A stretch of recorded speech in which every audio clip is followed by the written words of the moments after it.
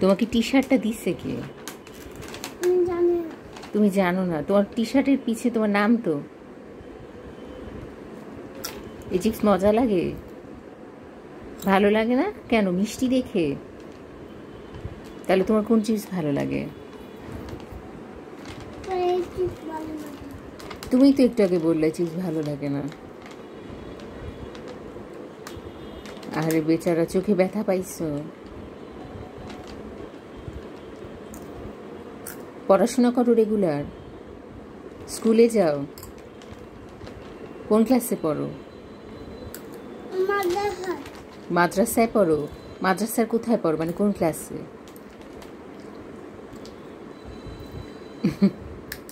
বাম হাত দিয়ে খাইতে হয় না, ডান হাতে ব্যথা, তাই না?